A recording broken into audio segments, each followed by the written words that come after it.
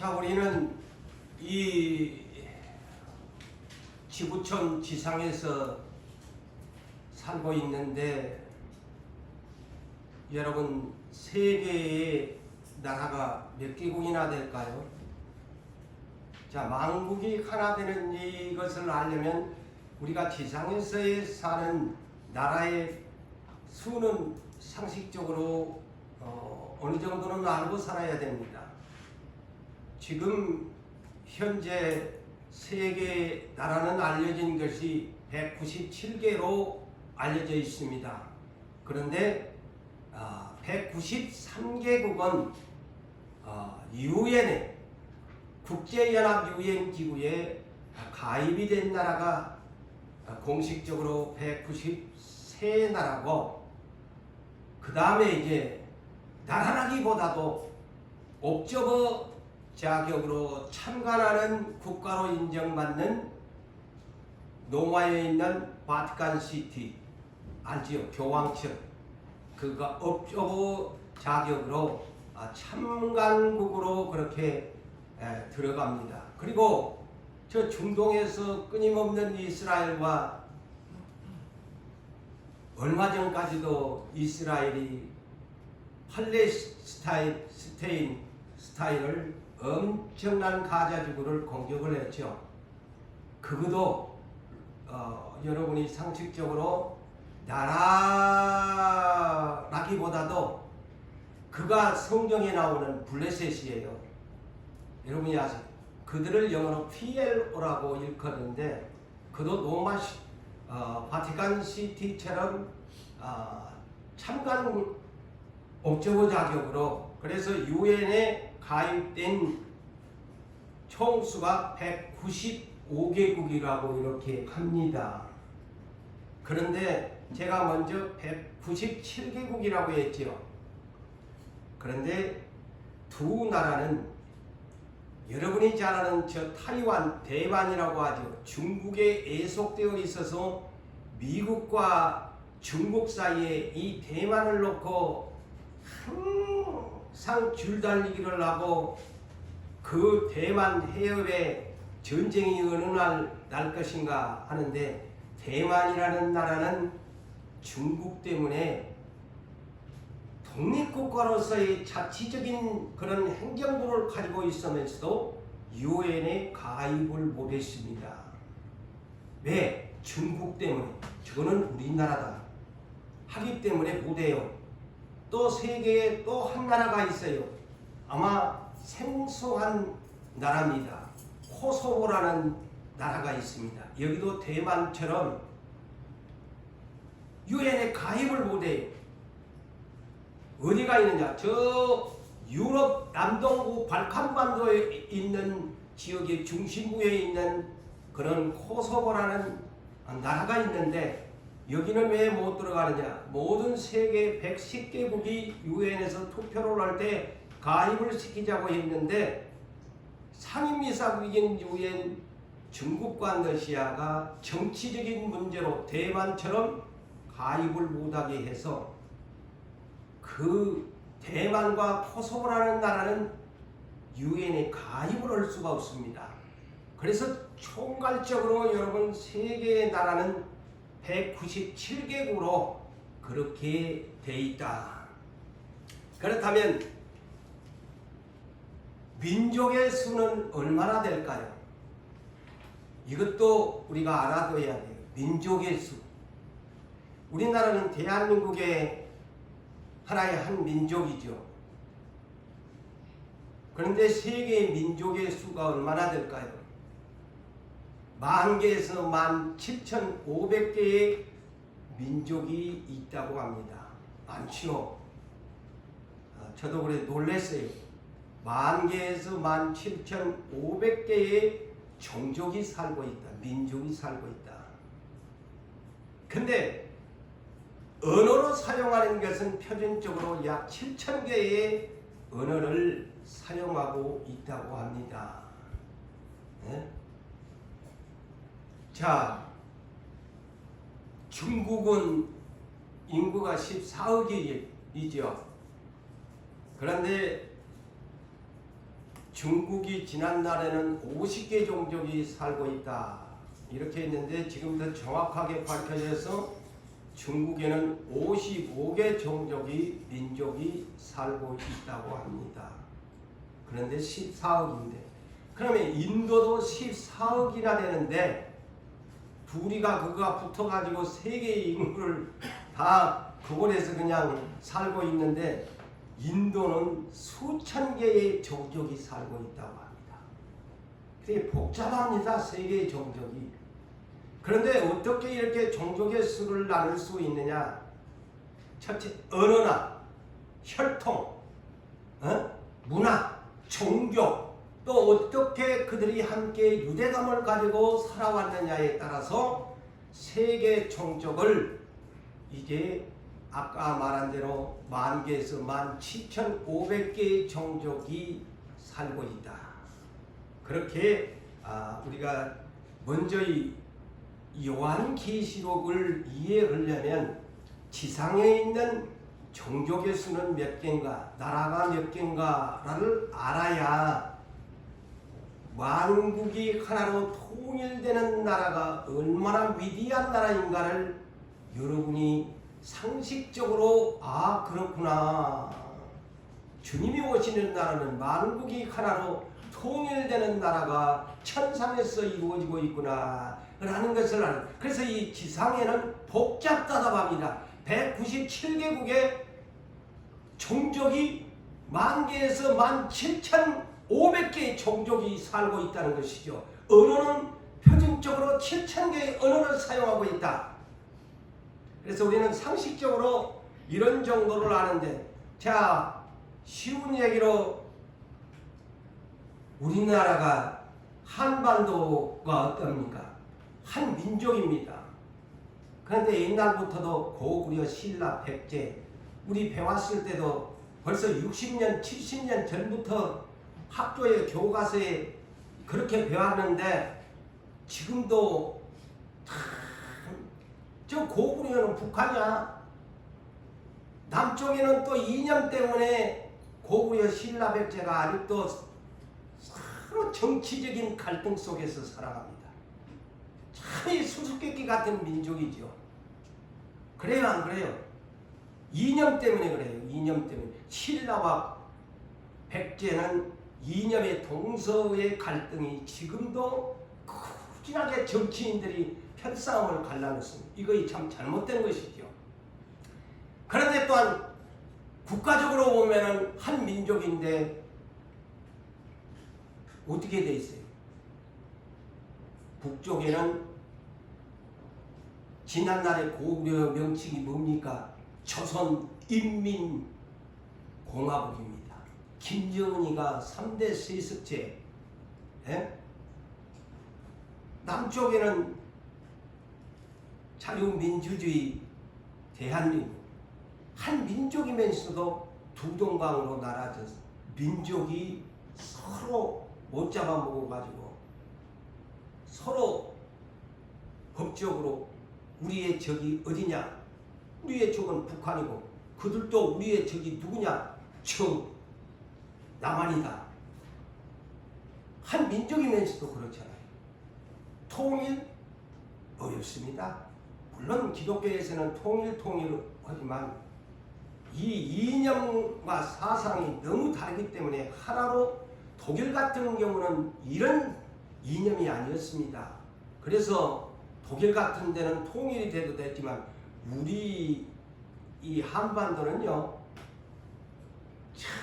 주체 사상이 강한 우상 숭배의 그 사람 자신을 우상 숭배시킨 그 나라와 자유민주주의가 거의 하루아침에 되겠습니까? 통일을 설령 그냥 남북이 그냥 뻥 뚫린다고 절대로 이거 우리 종교적인 문제도 기독교에서도 하나가 안 돼가지고 교파가 장로교만 300개나 된대요. 여러분 통일 하는데요 정말 통일 불가능합니다. 사상과 이념이 너무너무 다르기 때문에 남북 문제요 복음은 들어갈는지는 몰라도 통일을 하나의 정치로 통일시킨다? 그거는 죽었다 깨나도 저는 그렇게 볼 수 없다고 봅니다. 너무 다릅니다. 그런데 우리가 통일을 기대할 수 있는 날은 오직 하나, 우리 하나님밖에 없습니다. 남한이 양보를 하겠어요? 북한이 양보를 하겠어요? 대장 뽑는데. 이 사람 욕심은요. 요새 보세요. 정치인들 정치권 권력 싸움한다고 내가 뒤보지요. 아이고 한 당에서도 막 몰아내고 들여니 이 권력 앞에는요 답이 없습니다. 세상 권세는 그래요. 욕심이 하늘까지 치솟는데 누가 양보합니까? 그래야 이제 국민들은 그냥 뉴스 듣다가 그냥 때로는 열불나고 아이고 저것들 그냥 안 찍어주면 될 텐데 하다가도 또 국민이 되다 보니까 안 찍어줄 수 없어가지고 정치인들만 보면 세상에 다 그냥 욕심꾸러기들 지그들 자신밖에 모르고 국민을 갖고 서로 그냥 동서간으로 나누고 남북으로 나누고 그 속에서 국민들이 살아갑니다. 칠 수가 없어요. 이 땅에서. 그런데 우리 주님이 오시는 날에는 만국이 하나로 통일되는 때가 옵니다. 그때만이 통일이에요. 네, 통일이요.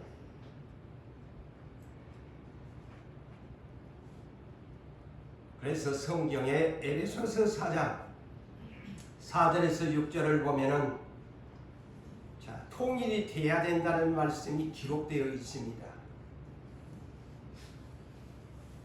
우리의 몸 백체의 지체가 다 다릅니다만 하나로 통일되어 있습니다. 머리부터 발끝까지 백체의 지체라 그러죠. 그런데 이 머리 하나로 다 통일이 되어 있어요. 그래서 몸이 하나요.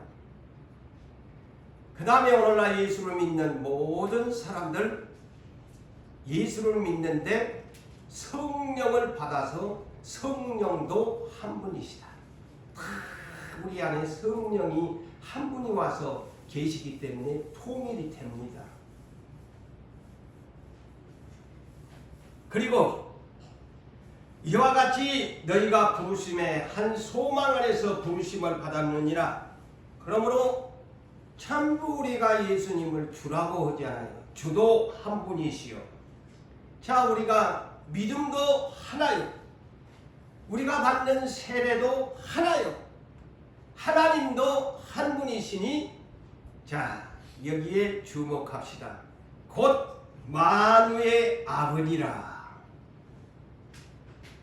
만유 위에 계시고 만유를 통일하시고 만유 가운데 계시도다. 만유가 뭡니까? 만유가 뭐예요? 우주에 있는 모든 것들을 일컬어서 만유라고 합니다. 그래, 하나님만이 만유를 통일할 수 있다고 이 성경에 기록되고 있습니다. 예? 통일하는데 하나님 한 분밖에 이 통일을 할 수가 없어요. 다시 할까요? 아까도 197개국이 있는데 아이고 다 제각기 정치가 문화가 종교가 다 다릅니다.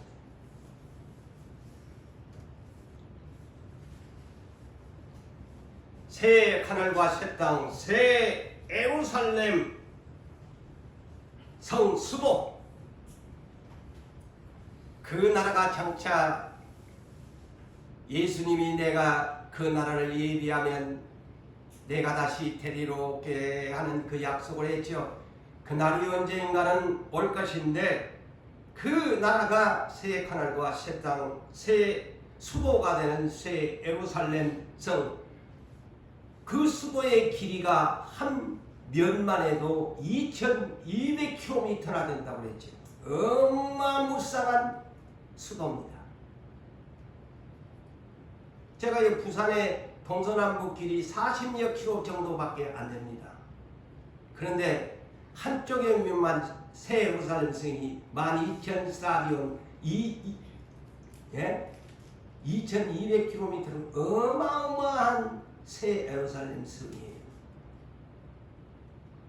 그런데 이곳에 문이 동서남북 한쪽의 측면에서 세 문, 곱하기 4개, 3, 42, 12문이 있고 그 12문에 12천사가 있다.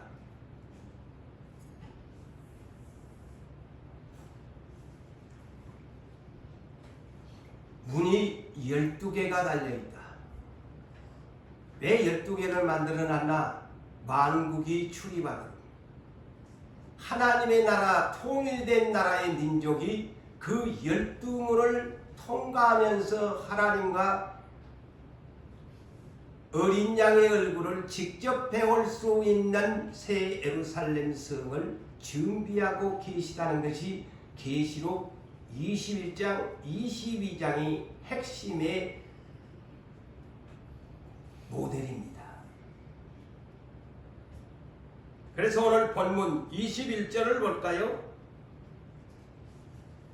그래 12문이 있다. 근데 12문은 오리지널 진주문으로 만들어놨다.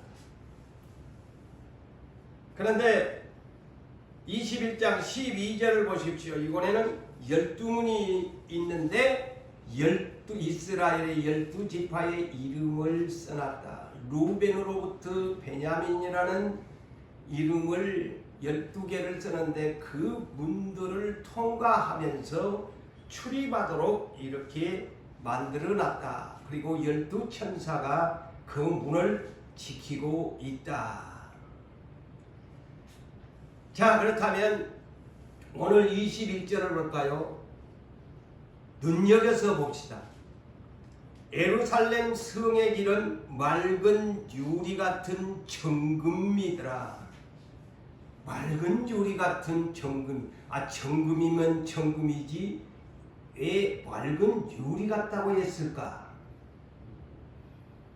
얼마나 황금이 금이 세상에서는 99.9%라고 보면 순금이라고 하는데 그거는 전혀 흠도 없는 100%의 정금이라고 저는 상상해 봅니다.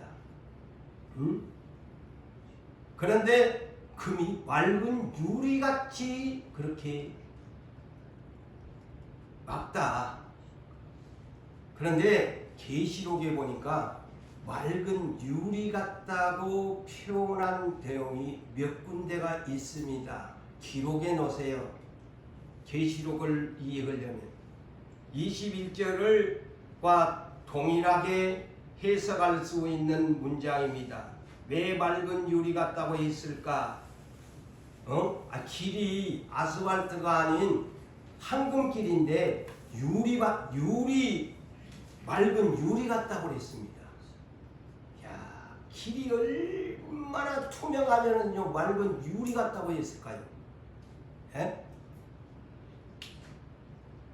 자, 그런데 계시록 21장 1절을 먼저 우리가 이해해야 됩니다. 자, 이 새 하늘과 새 땅은 어떤 것? 처음 땅은 땅과 하늘은 없다.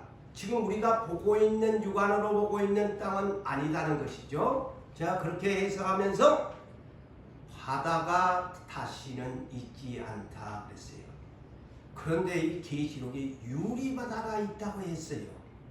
그래서 잘 들으셔야 돼요. 다시는 저 출렁이는 폭풍이 있는 바다는 천상에 없습니다. 다시는 없다고 못을 박아놨어요.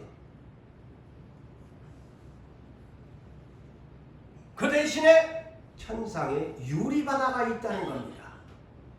그런데 길이 맑은 유리바다 같이 생겼어요. 자, 계시록 4장 6절을 봅시다. 하나님 보좌 앞에 수정과 같은 유리바다가 있고 그랬어요.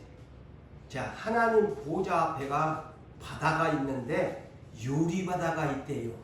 그 유리바다를 수정, 영어로 크리스탈, 여러분 크리스탈 다 알잖아요. 투명한. 이것은 무엇을 말할까? 절대 문자적으로 유리바다, 바다가 있다 여러분 문자적으로 보면 안 돼요. 영적으로 그 천상에는 유리바다가 있는데 모든 것을 감출 수가 없는 투명한 바다와 같은 것이 하나님 보좌 앞에 쫙 유리바다가 깔려 있는 거예요. 그러니 무엇 하나 감출 수가 없는 거예요. 하나님 보좌 앞에서. 저는 그렇게 이 성경을 봅니다. 하나님 앞에서는 그 어떤 것도 감출 수가 없고 투명하게 유리바다가 보좌 앞에가 쫙 펴져 있는 거예요. 그러니까 길도 유리바다야. 그 다음에 계시록 15장 2절에가 또다시 유리바다가 나옵니다. 계시록 15장 2절에 불 섞인 유리 바닷가에 서서 새 노래를 부르는 찬양을 한다. 왜 여기는 불 섞인 유리 바다라고 했을까? 아까는 수정과 같은 맑고 맑은 보좌 앞에 유리 바다인데 두 번째는 이 보좌 앞이 어떤 분야냐? 여러분 구약 성경을 보면 하나님을 상징할 때 불로 표현합니다. 모세를 만날 때에도 불 가운데 하나님이 나타나십니다. 예? 하나님은 불의 상징이야. 그래서 성령을 일컬어 불같은 성령이요. 그렇게 이해하십시오. 불이 섞인 유리바다가 보좌 앞에 쫙 펴져 있는 거예요. 자, 그렇다면 계시록 21장 18절을 볼까요? 새 예루살렘 성은 정금인데 여기도 유리와 같다 그랬어요. 보십시오. 이 천상에는 어느 것 하나 감출 수가 없는 투명하고 거룩하고 깨끗하고 오염되지 않은 곳을 상징합니다.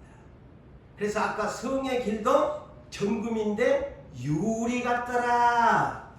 그런데 성 모양도 성의 빛깔도 정금인데 유리 같더라. 반짝반짝반짝 깨끗하게 거룩하게 오염되지 아니한 투명한. 그래서 오늘 계시록 21장 21절 그래서 내가 계시록에 있는 유리에 대한 바다에 대한 것을 여러분들에게 풀어드린 겁니다. 계시록에는 이렇게 천국을 묘사해놨다. 자, 그 다음에 22절을 볼까요? 성 안에서 성전을 보지 못했다. 저 가면 뭐 예루살렘 성이라고 하니까 막 그곳에 막 예배드리는 성전이 있겠지라고 하는데, 야, 여러분 지상에는 전부 뭐 건물 성전이 있고 또 우리 객체별로는 성령이 계시니까 우리가 육체적 성전인데 천상에 가면 성전이 건물 성전이 없습니다. 상식적으로 이것은 또 천상에 가면 예배드리는 성전이 있을 거다, 건물 성전이 있을 거다 착각하면 안 돼. 성전이 없어요. 왜 성전이 없냐? 하나님과 어린 양이 친히 성전이 되시기 때문이다. 계시록 22장 1절에 보니까 생명나무가 있는 곳에 하나님과 어린 양의 보좌가 그 센터에 있더라. 거기 성전이야. 하나님 아버지와 예수 그리스도 어린 양이 보좌가 있는 곳이 성전이란 말이에요. 자, 23절을 볼까요? 그 성은 성전도 없을 뿐 아니라 하나님이 친히 어린 양이 성전이 되고, 성은 그곳에 가면 해와 달이 있겠지? 아닙니다. 해나 달이나 별이 없어요. 그 땅에 가면. 지상과는 전혀 달라요. 해나 달이 비침이 있을 때 없는 곳. 왜냐? 이는 하나님의 영광이 비치고 어린 양이 등불이 되심이라. 천상에 가면 해나 달과 별이 없습니다. 없습니다. 오늘 또 우리가 이 태양빛 때문에 얼마나 더웠어요. 그곳에는 그럴 필요가 없는 것이야. 왜냐? 하나님의 영광이 비치고 어린 양이 등불이 된다고 했는데 이 말이 뭘까? 그냥 그렇게만 이해를 해야 되겠어요? 자, 계시록 1장 16절을 참고하십시오. 어린 양이 등불이 된다고 했는데 어린 양이 뭐 등불을 비춰주는가 등대가 돼주는가 이렇게 생각하겠지요. 그지요? 예? 그 한 절만 보면 어린 양이 등불이 돼준단다 하니까 어린 양이 등불 들고 나와가지고 막 어디다가 막 이렇게 아니야. 계시록 1장 16절에 어린 양 예수 그리스도의 천상에 있는 어린 양 예수 그리스도의 얼굴이 이 태양빛보다도 더 밝은 얼굴이란 말이에요. 상상을 해봤습니까? 예? 예수님이 얼굴이 태양이야. 그래서 등불이라고 하니까 등불 그냥 문자적으로 등불인 줄 아는 게야. 그냥 가소평가해가. 아니라니까 예수 그리스도의 얼굴은 해가 힘있게 비치는 것 같은 얼굴이다.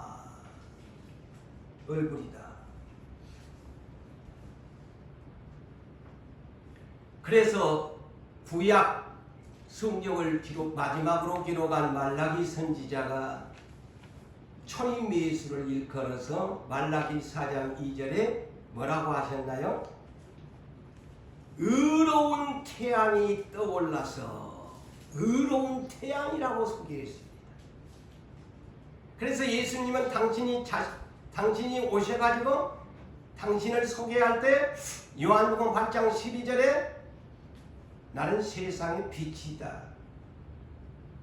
예수님이 천상에 가면 그 얼굴에서 태양빛이 비칩니다. 태양이 필요 없어요.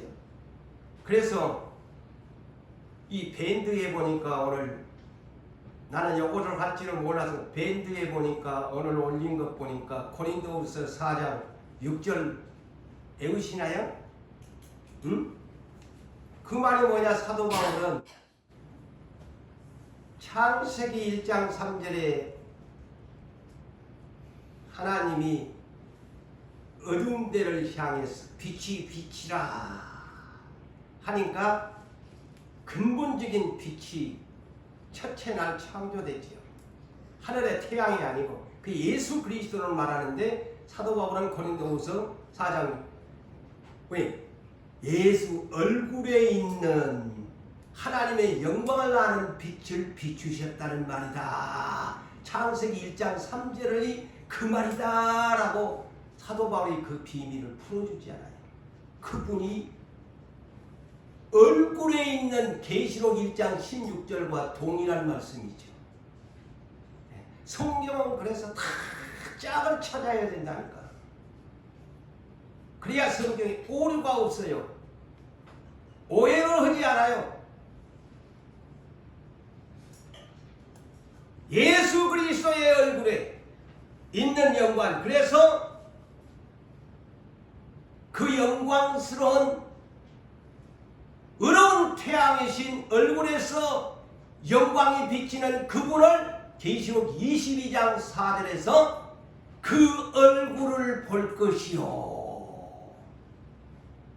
여기서는 태양을 보고 살지만 천상에 가면 예수 그리스도의 얼굴에서 비치는 영광의 빛을 보고 산다는 말입니다. 할렐루야. 이제 이 계시록을 잘 이해하셔야 돼요. 천상이 어떤 곳인가를 알아야 돼요.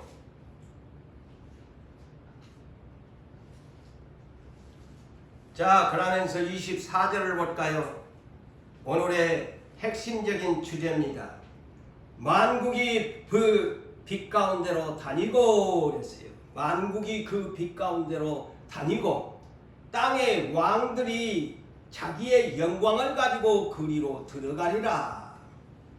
자, 여기 문자적으로 잘못 풀면은 아주 오류가 올 수 있는 24절입니다. 오늘날 이렇게 풀어버릴 사람들이 많이 있을 겁니다. 여기에 만국이라고 하니까 세상에 있는 만국의 사람들이 그 성으로 들어온다는 것으로 오해할 수 있습니다. 절대 그렇게 풀면 이 성경은 오류로 풉니다. 그런데 이 문자적으로 풀면 세상에 있는 197개국에서 올라온 사람들이 빛 가운데로 들어오게 된다. 그런데 그 뒤에 문장이 헷갈리게 합니다. 땅의 왕들이 자기 영광을 가지고, 그러면은 문자적으로 풀면은 땅의 왕들이면 이재명 대통령도 왕이고 김정은이도 왕이고 트럼프도 왕이고 세계 각국의 정상들이 왕인데 그것을 가지고 이 땅에 들어옵니까? 맞아요, 안 맞아요? 요 문자적으로 보면 헷갈리게 푼다니까요. 만국이라고 하니까. 오늘날 근데 이 계시록을 그렇게 푸는 데가 너무 많아요. 이재명 대통령이 이 왕권을 가지고 여기로 들어옵니까? 여기는 새 땅 세아를 왕권을 가진 자들을 일컫는 말입니다. 그래서 이 만국은 영어로 레이전스, 민족들이 모여가지고 이룬 것을 레이전스라는 영어의 단어를 사용합니다. 만국. 그래서 24절의 이 만국은 세계 각국에서 부활하여 천상에서 또 새로운 만국이 만들어진다는 사실을 아셔야 합니다. 천상에서 만국이 만들어집니다. 그래서 새 예루살렘 성으로 들어온다는 말입니다. 다시 말하자면 여기에 땅의 왕들이 자기 영광을 가지고 들어온다. 제가 그래서 이곳에 아니라고 그랬잖아요. 새 하늘과 새 땅의 왕권을 가진 자들을 일컫는 말이다 라고 그렇게 여러분이 이해를 하셔야 합니다. 왜 그러냐? 더 구체적으로 풀어드립니다. 이가 땅의 왕들이 땅에 있는 왕권이 아니라는 것, 계시록 2장 26절에서 28절이 답이 있습니다. 그래서 계시록은 1장부터 22장까지를 부지런히 막 살피고 뒤져봐야 됩니다. 그래서 이 깨어있지 못하면 이 계시록을 혼돈 속에 풀어버리고 천년왕국이 이 땅이라고 말을 합니다. 자, 계시록 2장 26절에서 28절을 볼까요? 자, 여기에 이렇게 교회에 대한 평가서지요. 이 계시록 2장과 3장은. 근데 여기에 교회 평가서에 대해서 뭐라고 하냐? 이기는 자와, 자, 잘 들으세요. 조건부입니다. 이기는 자와 끝까지 내 말을 지키는 그에게 만국을 다스리는 권세를 주리니. 보십시오. 만국을 다스리는 권세를 누가 받는다고요? 아니, 이 땅에 있는 왕권을 가진 자들이 그 땅으로 들어온다는 말입니까? 아니잖아요. 이기는 자입니다. 믿음으로 이기는 자, 끝까지 주님의 말씀을 지키는 그에게 만국을 다스리는 왕권입니다. 주리니 그가 받은 자가, 그가 철장을 가지고, 철장이 뭡니까? 새 파이프입니다. 새 지팡이라는 뜻입니다. 엄청난 부르지, 나무 지팡이가 아닌 새 지팡이를 가지고 그들을 다스려 질그럽게 된 것과 같이 하는 그런 왕권을 가지는 천상에서의 만국을 다스리는 왕권을 주신다는 겁니다. 이 땅에서는 민주주의, 공산주의 막 해서 자기들이 마음대로 왕권을 차지하지만은 천상에는 국민투표도 없고 무력으로 하는 것도 아니고 천상의 왕권은요, 하나님이 주권적인 에서 판결을 내린 사람만 이기는 자 조건입니다. 끝까지 내 말을 지키는 사람에게만 준다는 겁니다. 똑바로 그래서 행위를 비웃는 자들은 다 지옥에 갑니다. 요거 행위잖아요. 에? 행위잖아요. 이기는 자와 끝까지 내 말을 지키는 자, 행위가 없으면 어떻게 지켜? 성경을 외우면 큰일 난다니까.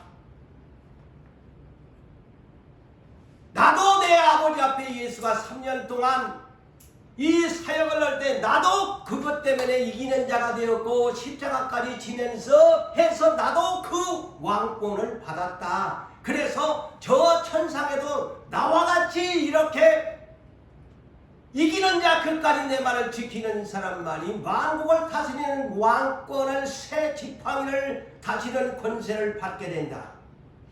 믿습니까? 성경을 우리는 바르게 보셔야 됩니다.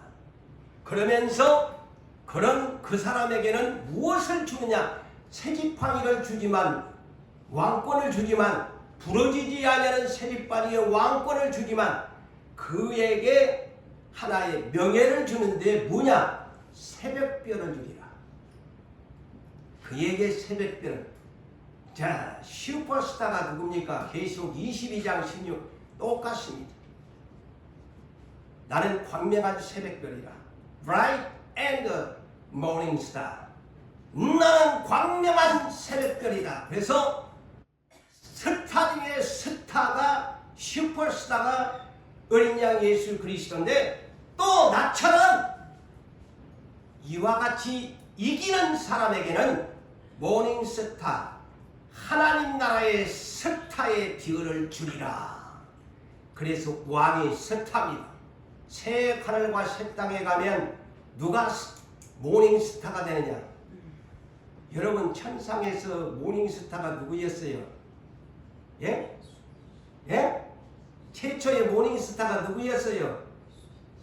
이사야 14장 12절에 누시프를 너 아침의 아들 모닝스타. 근데 그가 타락했잖아요. 그를 모닝스타라고 했습니다. 영어 보면 루시퍼 모닝스타. 그래서 천상의 왕권을 가진 자는 모닝스타가 됩니다. 예? 이제 아시죠? 예수님은 슈퍼스타, 광명한 새벽별. 그 위에 분봉왕들은 모닝스타. 제자들에게도 그 약속을 해줬어요. 누가복음 22장 28절에서 30절을 보니까 어느 날 예수님이 제자들에게 이런 말씀을 합니다. 너희는 나와 모든, 자 보세요. 시험 중에 항상 남아있어야 돼요. 자, 여기에서도 그 중요한 말씀을 합니다. 너희는 나와 모든 시험 중에 나와 함께 가였은즉. 보십시오. 교회를 떠나가면 안 돼. 어떤 시험이 와도 편리한 줄로 살면 안 돼요. 제자들에게 너희는 항상 모든 시험 중에 나와 함께 한 자들인즉 내 아버지께서 나라를 내게 맡기신 것 같이 나도 너희에게 맡겨. 보세요. 예수님이 남중에 맡기신다니까, 왕권을요, 분봉왕을 맡기신다니까. 내 나라에 있어 누구들은 내 상에서 같이 먹고 마시면서, 그 다음이 중요합니다. 또는 보좌에 앉아 이스라엘 12지파를 다스리게 가리라. 여기에 보좌, 영어로 스론, 왕자라는 뜻입니다. 왕이 앉는 보좌에 너희에게 왕권을 주겠다고 약속하는 내용입니다. 영어로 thrones. 이제 아셨죠?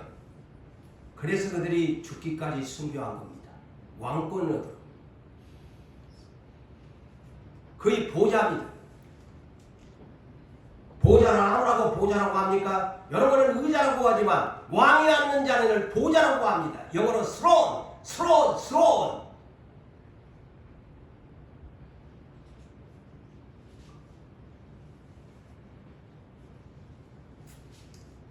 그래서 계시록 3장 21절에도 7교회의 마지막 라오디게아 교회 부자를 자랑했다가 큰 코를 성령님의 평가를 받는 이 교회 마지막 절이 뭡니까? 이기는 그에게는 내가 내 보좌에 함께 앉게 하여 주기를. 보십시오. 보좌의 약속이 있습니다.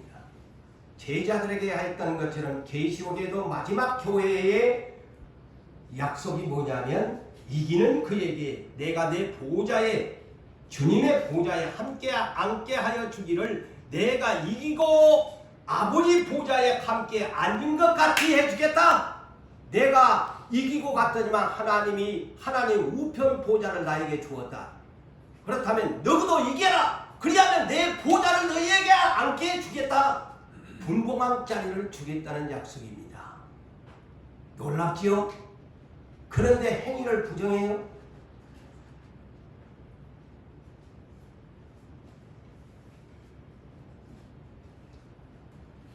어디가 있습니까? 계시록 2장 23절에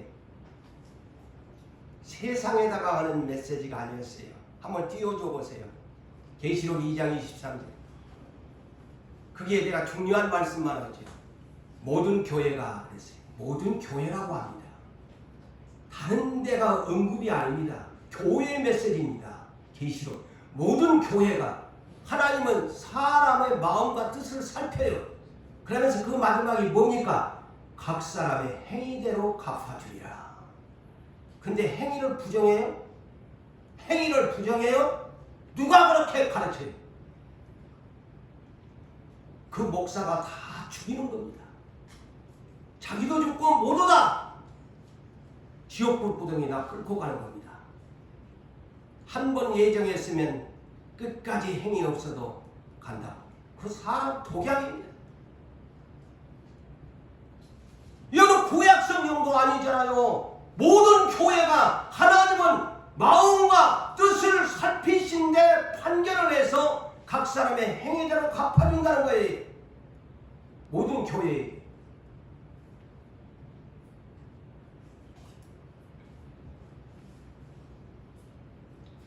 그래서 계시록 20장 4절과 6절에도 보십시오. 사도 요한이 환상 중에 내가 보좌들을 보니 그랬어요. 보좌들을 보니 거기에 앉아있는 사람들을 보니까 어떤 사람들이냐? 심판하는 권세를 받았는데 이 사람들을 더 구체적으로 내가 다시 보니까 어떤 사람들이냐? 예수를 증언하다가 하나님의 말씀 때문에 목배임을 받는 자들의 영혼들이었다. 또 다른 부류를 보니까 짐승 시대에 이마이나 오른손에 짐승의 표를 받지 아니하고 순교한 자들이 살아가지고 그리스도와 더불어 1000년 동안 왕으로서 하리라. 더 구체적으로 이제 설명해 놨잖아요. 계시록 20장. 보좌에 앉을 사람들이 누군가? 왕권을 가진 사람이 만국을 다스리는 왕권을 아까 제가 했죠. 계시록 2장 26절에서 28절 만국을 다스리는 셋발부의 왕권을 가지고 모닝스타가 될 수 있는 왕권을 보좌 스론에 앉을 사람이 누군가를 분명하게 가르쳐줍니다.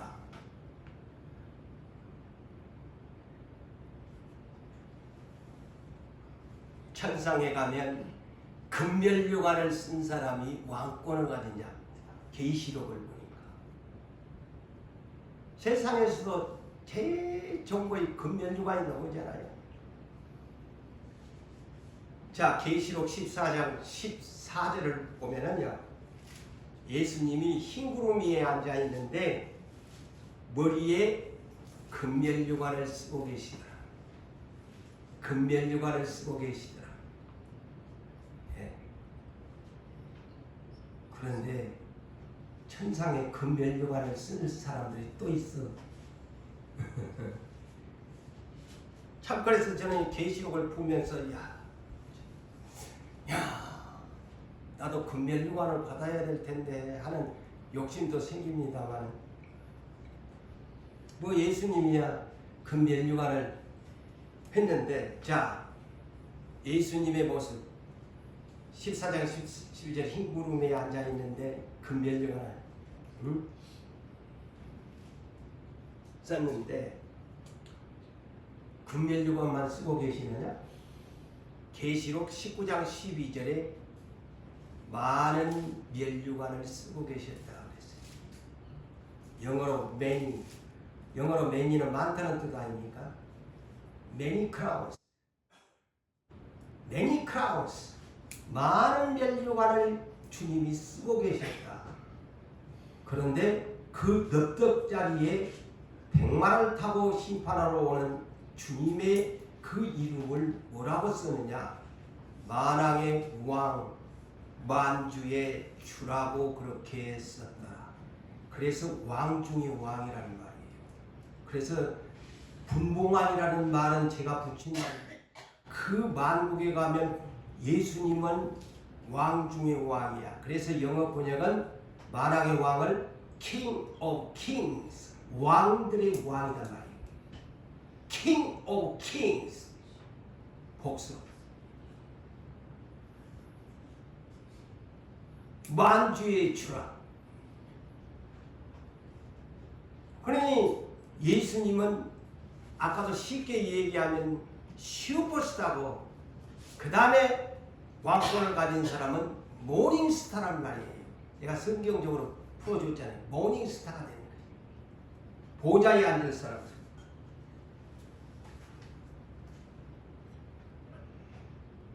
그런데 천상에 금면유관을 쓴 사람들이 있더만요.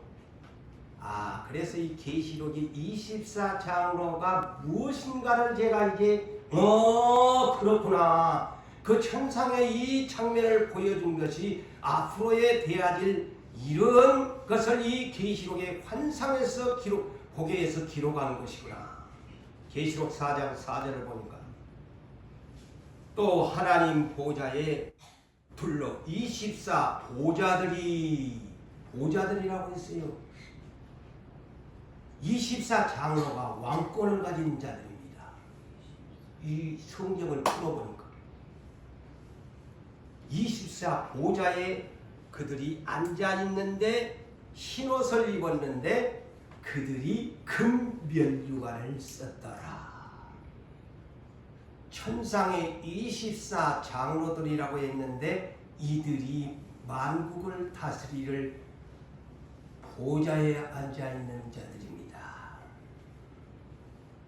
자, 천상의 그림이 그려집니다.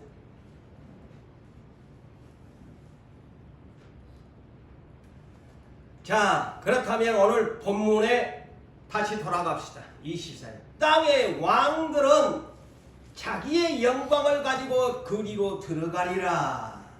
바로 그 얘기입니다.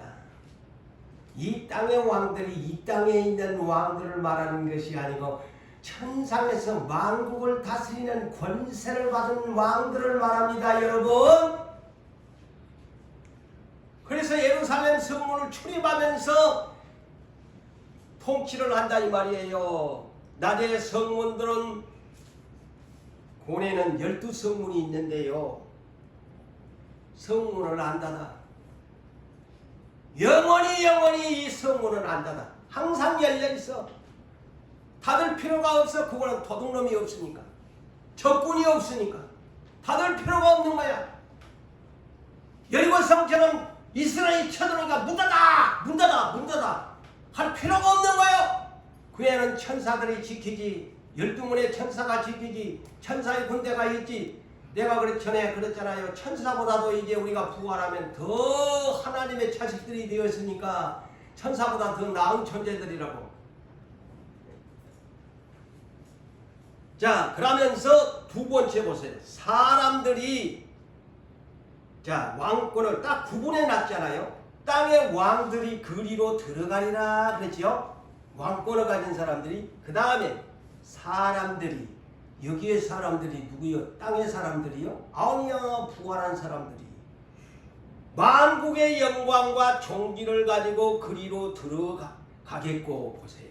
자, 나머지 오늘날로 말하면 시민들이 새 예루살렘 성을 드나든다. 그래서 만국의 영광과 존귀, 성도들이, 부활한 성도들이, 존귀한 사람들 이 그리로 들어가겠고. 그러면서 27절에 보십시오. 그런데 무엇이든지 그번에는 속한 것이나 부정한 것이나, 참 그래서 거짓말하지 말아요. 항상 둘째 계시록 21장 8절에도 보면 두 번 죽을 사람이 어떤 사람이냐 하면 꽉 빠지지 않은 게 거짓말이야. 전하 여러분들 여기에 보면 꼭 거짓말하지 말고 살아라. 여기는 뭐라고 해요? 거짓말하는 자는 결코 그리로 들어가지 못하게.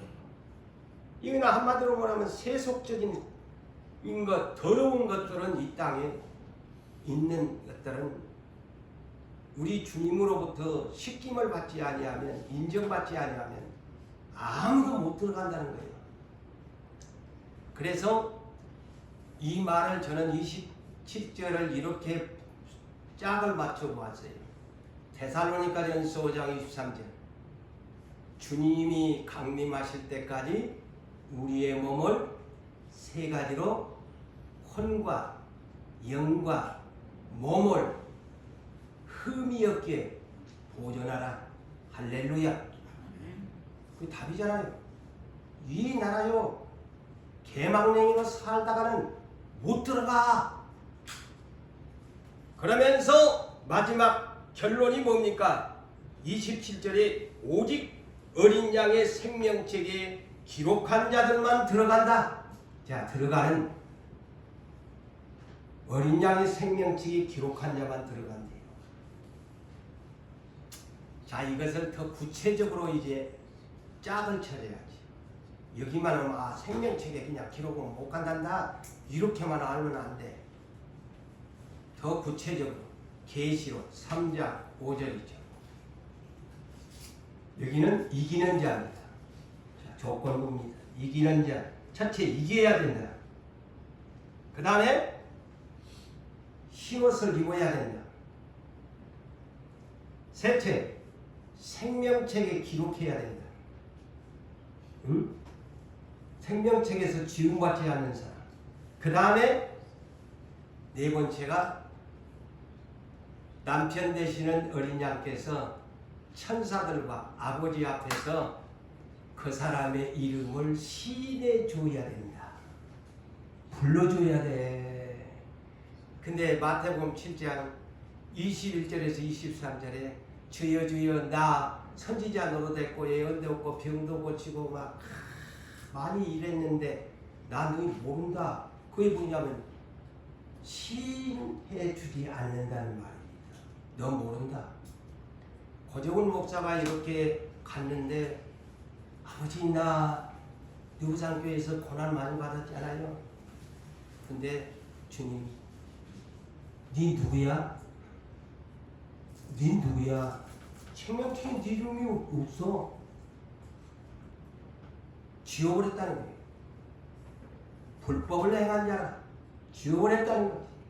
그런데 오늘날 그냥 한 번 선택하고 예정하는 그냥 막 해가지고 그냥 안 지울 줄 알고 생명책에서 지워버린다니까. 말 안 듣면 어디가 있어요? 출애굽기 32장 33절 32절 33절 누구든지 범죄하면 내 생명책에서 그 이름을 지워버리리라. 성경에 있는데 지 맘대로 해석을 한다니까. 하나님의 원소리를 안 듣고 자기의 주관대로 자기 뜻대로 해석을 해가지고 그냥 예수를 편안하게 믿으려고 자기 주관대로 희석을 올라 그래서요 지상교회가요 성경을 자기에게 맞게 자기 인격에 자기 성향에 자기 지식에 자기 상식에 자기의 뜻에 희석을 시켜갖고 예수를 믿어요. 정말 위험한 신앙이거든요. 조심해야 돼요.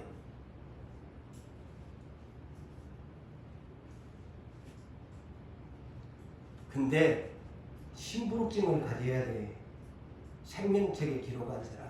계시록 2장 17절에 여러분 다 신분증 가지고 있지요. 부산은 한국의 신분증 주민등록증을 가지고 있는데 천상에 가도 신분증이 있어야 살아. 생명책에 기록되어 있다는 것은 신분증을 받아야 된다는 얘기입니다. 계시록 2장 17절 나는 성경에 있는 그대로 하나씩 뽑아서 여러분에게 상세하게 가르쳐 준 거야. 자, 어린 양의 생명책에 기록된 사람은 이기는 그에게, 자, 조건부입니다. 이겨야 됩니다. 이기는 그에게 흰 돌을 줄 터인데 그 돌 위에 새 이름을 기록한 새 이름을 준대요. 천상에 가면. 그런데 받는 자밖에는 그 이름을 알 사람이 없더라. 내 이름 가봐야 알아. 아시겠어요?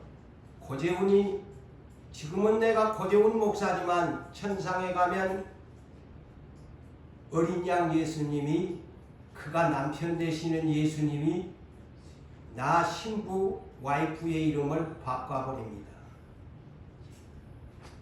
그때만이 내가 갔을 때 알아요. 여기에 그러잖아요. 흰 돌이 뭐니?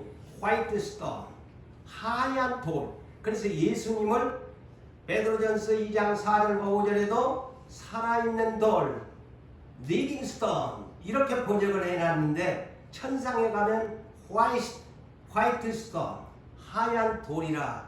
이것은 돌이라고 생각하지 말고 예수를 말하는 거예요. 반석이라는 그런 뜻이에요. 흔들림이 없는 견고한 이긴 자. 그분의 신분증이 흰 돌 신분증이에요. 그 돌 위에다가 내 이름을, 새로운 이름을 써준다는 거예요. 이제 아시겠지요? 그런 사람만이 12문을 들어다니는 거예요. 그 신분증 가지고. 없으면 못 들어다녀. 그래서 여러분 이곳에 가면 첫째는 뭐가 통일되어야 하느냐? 보다 거룩한 사람들이 첫째 부활에 참여하는 사람들만이 부활에 참여한 사람들이 통일된 부활. 첫째 조건이. 그 다음에는 신분증이 통일됩니다. 자, 처음에 첫째 부활에 참여하는 통일. 그날은. 두 번째는 흰돌 신분증의 통일. 세 번째, 다 아까 7천개 은혜라기는 그 나라에 가면 언어 통일이 됩니다. 하나님 나라의 언어를 사용하지. 언어 통일. 그 다음에 무슨 통일? 식생활 통일. 여기는 빈부귀천이 따라서 막 맛있는 거 먹고 보양 먹고 못 먹은 사람 가난하게 찌질이도 못 나고 막 하는데 그 나라에 가면 공평해. 똑같이 샘물, 생명수의 샘물, 생명나무의 열매, 새로운 만나 똑같아. 식생활 통일. 예? 여기에는 울고불고 지금 이 한 시간도 울고불고 다 제각기 자기 멋대로 그냥 골라가지고 색깔을 골라가지고 사는데 그 나라에 가면 의복통일. 하얀 옷만 입어. 검은 옷 입으면 안 돼. 한국 사람은 검은 옷 잘 입지. 그곳에 가면 전부 화이트 칼라야. 화이트 칼라 통일이야. 그 다음에 그곳에 오면 세상에서는 온갖 종교가 잡다하게 늘어지고 기독교도 그냥 막 얼마나 교파가 많은지 알고 통일돼야 돼. 기독교부터 통일돼야 돼. 예? 근데 우리 잡담까지 가면 얼마나 많아. 그런데 천상에 가면 세상 말로는 종교 통일되는 유일신 하나님으로 통일돼.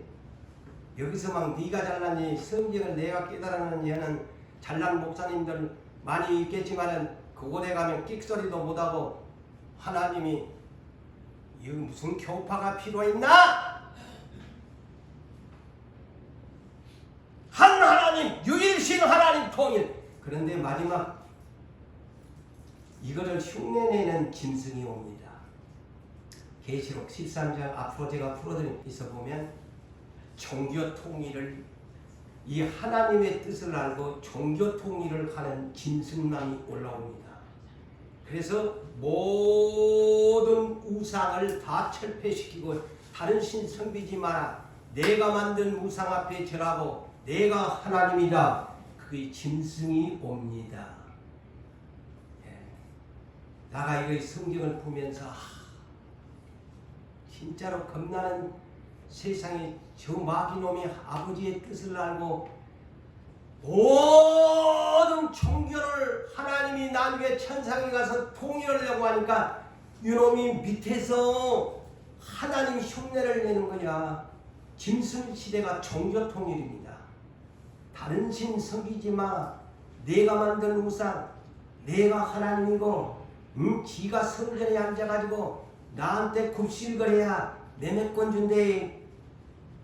그 시대가 짐승 시대입니다. 흉내내는 3년 반이 기다리고 우리에게 옵니다. 결론을 짓습니다. 세상은 복잡다단한